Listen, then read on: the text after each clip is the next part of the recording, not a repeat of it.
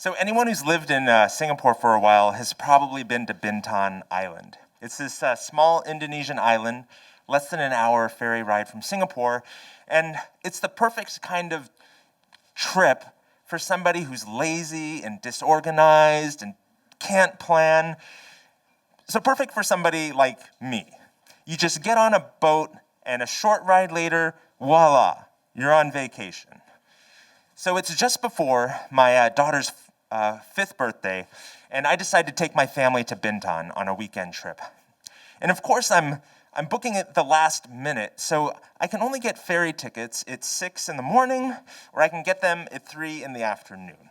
And I don't want to spend all of my Saturday just waiting around, so I get the 6 o'clock tickets.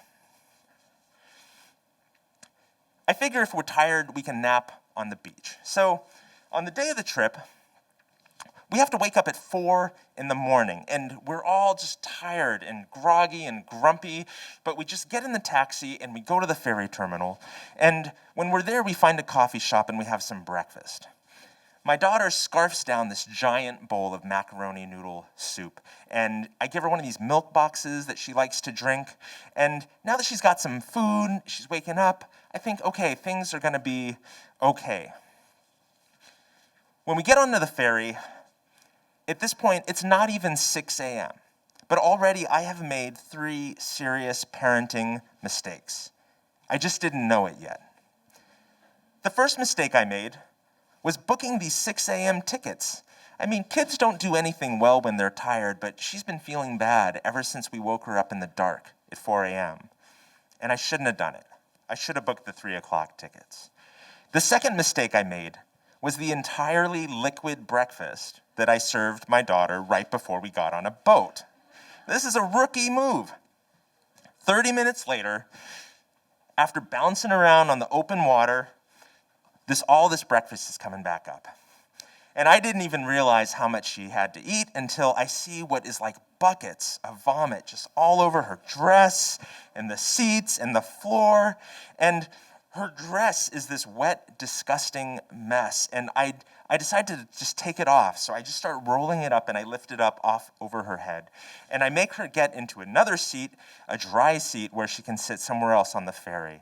And now she's sitting there, she's crying, and she's shivering, and she's scared, and the air conditioning is blowing, and she says, "Dad, I'm cold." So I don't even think twice. I'm wearing this red t-shirt, I just take it right off, and I give it to her to put on, and it works, and she warms up, and she feels better, and she calms down, and I think, yes, she's gonna be okay. This is when I realized my third parenting mistake. I don't have any extra clothes. I don't have an extra shirt for her. I don't have a shirt for myself. Everything we have is checked on our bags in the back of the ferry. It was a short trip. I didn't think we'd need anything.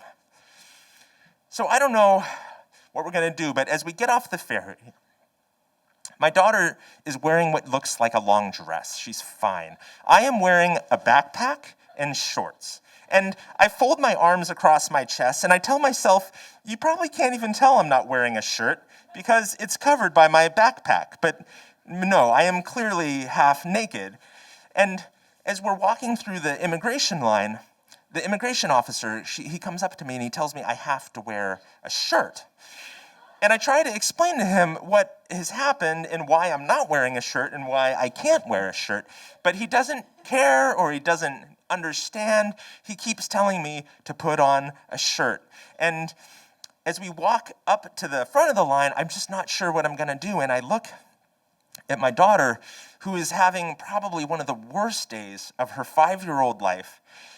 And I think to myself, am I supposed to take my shirt back and make her walk through all these people in her underwear, being embarrassed and uncomfortable? And I tell myself, no, I can't do that, and I won't do that. When we get to the front of the line, my wife and my daughter, they go through the immigration just fine. But I'm standing there and they won't let me go because I don't have a shirt on. And I'm starting to freak out and I'm wondering, are they really gonna send me back to Singapore? Can somebody just let me borrow a jacket? And I'm about to lose it when I hear another officer ask my wife, are you two traveling together? And I know she wants to say no.